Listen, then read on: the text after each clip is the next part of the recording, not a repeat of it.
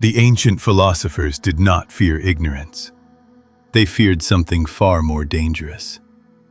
The mind that thinks it knows, but reasons badly. Because ignorance can be corrected, bad thinking, left unchecked, cannot.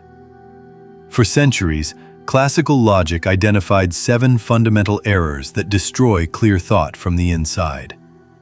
They were not called sins by accident, because like all sins, they feel completely justified while you commit them. Here are the 7 deadly sins of thinking, and at least 3 of them are running your life right now. 1. Confirmation bias. The mind does not search for truth, it searches for agreement. Every piece of information you encounter is filtered through one silent question. Does this confirm what I already believe? If yes, accepted. If no, dismissed, discredited, or ignored. The Stoics called this the first corruption of reason. Marcus Aurelius wrote to himself daily, "Test your assumptions." Not occasionally, daily. Because the mind left alone will always build a case for what it already wants to be true.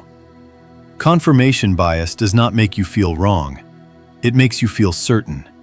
And certainty, without examination, is the beginning of every catastrophic mistake. 2. The ad hominem fallacy. You stopped engaging with the argument.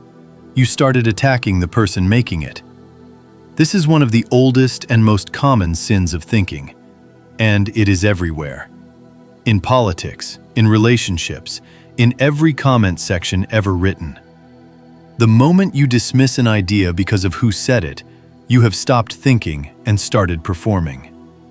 Epictetus taught that the wise man engages with the argument, not the messenger. Because truth does not require a perfect source, it only requires examination. A broken clock is right twice a day, and a person you despise can still say something worth hearing. 3. The false dichotomy.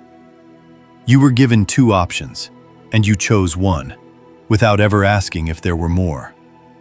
This is perhaps the most widely used tool of manipulation in human history. You are either with us or against us. You either succeed or you fail. You either agree or you are the enemy. The Stoics rejected this completely. Reality is rarely binary. It is complex, layered, and full of positions that do not fit neatly into either camp.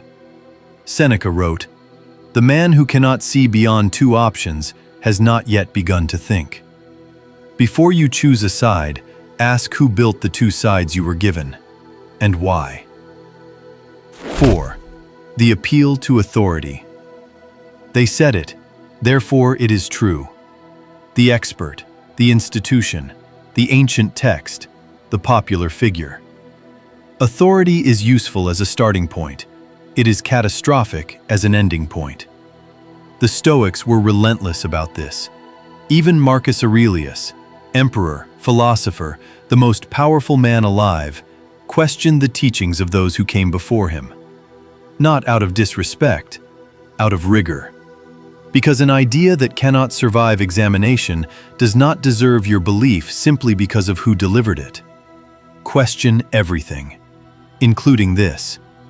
If this is sharpening something in the way you think, this channel was built for exactly that. Subscribe, and tell me in the comments, which of these have you caught yourself committing this week? 5. The slippery slope. If we allow this, everything will collapse. One small step leads inevitably to catastrophe. This fallacy feels like wisdom because it sounds like caution, but it is fear dressed as logic. The slippery slope assumes that every first step leads inevitably to the worst possible outcome. It does not account for choice, for resistance, for human agency. Epictetus built his entire philosophy around the idea that between stimulus and response, there is always a choice.